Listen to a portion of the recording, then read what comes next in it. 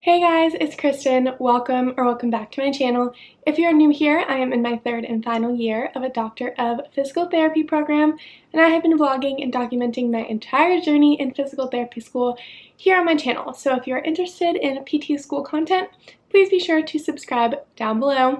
Today, I'm filming a sit-down video, and I decided I'm going to film 10 things I wish I knew before starting physical therapy school, because now it is July 12th when I'm filming this, and I know a lot of schools start kind of May, June, July, August sort of time frame, so I thought this video would be coming in perfect time for people that are about to start their very first year of school, or people who are interested in going into PT school, just want to know more about what the deal is, what we do, and all of that good stuff. So the first thing I wanted to touch on is the time commitment. So I didn't know anyone prior to starting PT school that had gone through it that could kind of tell me what it was going to be like. So to me, I just assumed it would be similar to college, just kind of taking credit hours of courses, having a good amount of free time during the day. But we are in 17 to 20 credit hours at a time. So that means we are in class every single day, pretty much from 8 to 4 p.m. And we're in class all day, every day. So that is something that I really had no idea until orientation of my program. There really is not a lot of free time. So you're in school pretty much all day, and that obviously leaves you limited time to study the material. But with that being said, this brings me into my second point. It is definitely possible to have a part-time job in physical therapy school. Everyone told me going into it, do not work, you do not have time to work. So I worked super hard in undergrad to kind of save up some money for physical therapy school, which I definitely still recommend doing, but don't put working off the table completely.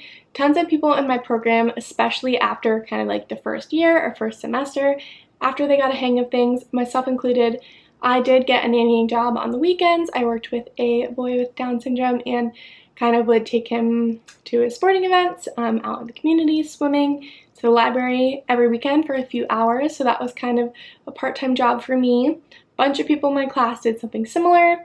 Some people were like personal trainers, worked at gyms. Some people worked at restaurants. So it definitely is possible to have a job where you kind of either only work a few hours on the weekend or maybe one night a week or something. So it's definitely possible. It just takes some more time management, and I recommend not doing it right off the bat.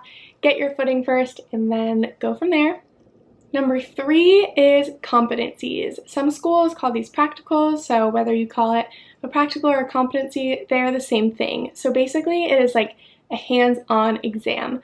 So obviously we still have written exams for our courses, but as you get more and more into the curriculum, it becomes less of the written exams and more of these hands-on exams. And they start out being like simple skills checks first semester, just like measuring range of motion of like, how high is this with the goniometer? How strong is this muscle when I push down? Just basic testing. And as you go further and further in the curriculum, by my last semester of didactic courses this past spring, we were doing full 1 hour long neurologic evals, cardiopulm evals, ortho evals. So you really just kind of slowly progress, and you have these big cumulative kind of hands-on skills checks. So that is something I did not know going into it. They are pretty stressful, I'm not gonna lie, but my biggest tip of advice is your professors don't expect you to be perfect.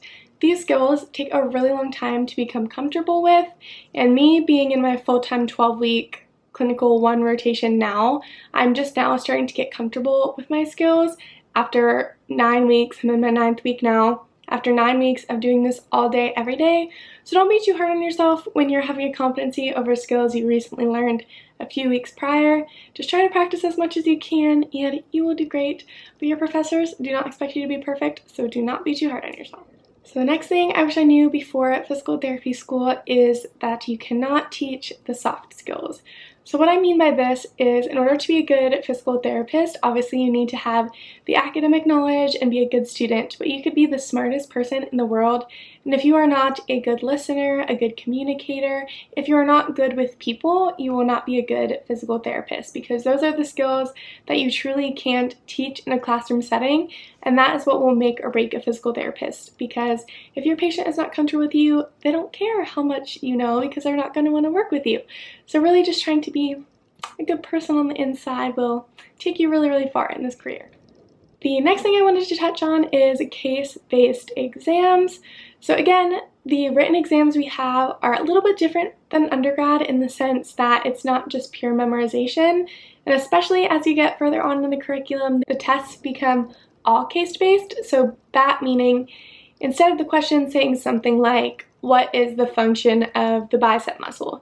It'll give a case about a patient that is presenting with XYZ functions limited, and you have to, from the answer choices, select, okay, what muscle is involved? Is it the biceps? Is it the triceps? That sort of thing. Just pure memorization, the test questions are like applying it to a patient case, and there is always a lot of like select all that apply, all of the above, none of the above questions, and that is to prepare us for the National Physical Therapy examination, which is the board's test we take at the end of the curriculum, and that is written similarly to those case-based exams. So wish I knew about those a little bit more. The next thing I wish I knew is kind of similar to my last one, but there is no such thing as pure memorization. My first few semesters in anatomy specifically, I would try to memorize word for word my muscle cards with all the muscle function, nerve, origin, insertion, kind of bony landmarks, and you can stare at a plain sheet of paper with text all day long, but unless you know kind of the context behind it and you have some pictures out, an atlas out, you're in the cadaver lab, you will not remember it because you have no context to it. So when you're learning things that seem like pure memorization, just kind of try to think about the bigger picture and make it a little easier on yourself and kind of try to more so understand rather than memorize. I know that sounds super cliche, but once I started doing this later on in my curriculum, it really helped. The next one is everyone learns differently, and that is okay. I feel like a lot of people like to study in big study groups, and then a lot of people don't. So you have to find out what works for you, and don't feel pressure to change your ways based on what other people are doing. Just figure out your study routine, stick to that. And if you made it this far in your undergrad career that you are going to physical therapy school, you probably have a pretty good idea of how you learn and how you best can study. So don't try to change things up too much and don't pay attention much to what other people are doing. You do you. The next thing I wanted to talk about a little is money. I honestly don't talk about this much on my channel, and I get a lot of comments to talk kind of about how I afford things in physical therapy school. Is it worth it to pay the tuition to go to physical therapy school? Yada yada. So I wanted to touch on this a little bit. Obviously, if you go to a state school, particularly an in-state school, that will be more affordable than going to a private school, so that is something to consider price-wise. Also, a lot of people in my program commute to save money as well, so if there is a school kind of closer to where your parents live or family lives, and you can live with them to save money, that is another way to cut down on costs. But honestly, I think this decision varies person to person. I think you need to look at all your options for school, whether it is feasible to do the things I previously stated to save money or not, and then look at the cost, see how much you're going to have. Are you going to have to take out loans? Are you not? Comparing that with the salary of a physical therapist and how much you're really passionate about doing the job. Me personally, I really wanted to work in healthcare, and I don't see another job kind of that would interest me because I get really queasy with kind of like blood and needles, so that ruled out a lot of things. So me personally, I know I really wanted to be a physical therapist. Not so much for the money, but just for the job. That's what I wanted to do. So if you're going into it just for the money, there are definitely other jobs in healthcare, especially that make a lot more money for less schooling, like physician assistant, for example, or becoming an RN and then a nurse practitioner. Those might be better options if you're trying to just look at the money aspect, but if you want to be a PT and you love it, I think it is worth it. But as far as the math goes, you kind of have to look at your own situation.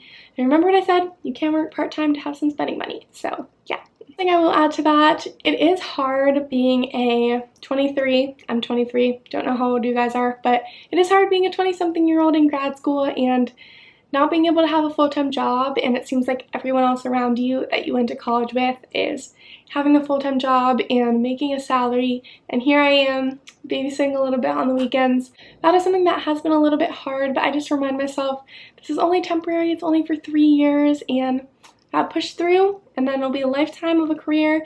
That is worth it. So I did want to throw that one in. The next thing that I wish I knew is no question is a stupid question. In undergrad, I would never ask questions in lecture. I would just sit and listen and leave when I was done.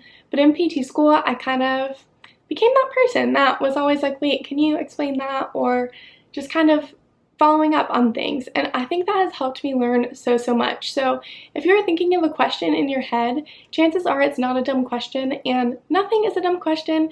Tons of people in the room are probably also wondering the same thing and are too scared to say it. So just raise your hand, ask away, and that is honestly the best way to learn, and it'll cut down on your study time in the end, kind of learning more in the moment while you are in class. The last thing I wish I knew in physical therapy school was grades don't matter. And this is something I've talked about a lot in my vlogs, and it's something that a lot of people hear about going into grad school. They hear, oh, you got in, like your grades don't matter anymore, you just gotta pass. But it is really hard to kind of switch from that mindset, because most of us going into PT school have been super good, super competitive students up until that point. So it's hard to flip a switch. But coming from me, a third-year physical therapy student, every single person in my program has moved on and passed. So as long as you are showing up every single day, listening, and putting your best foot forward, you are going to make it through the program. Just take it one day at a time, one assignment at a time, one quiz at a time. You will get through it. Teddy decided to join me for the outro. But I think that is everything I wanted to touch on in this video. Just kind of 10 things I wish I knew before PT school, 10 kind of more general tips for you guys.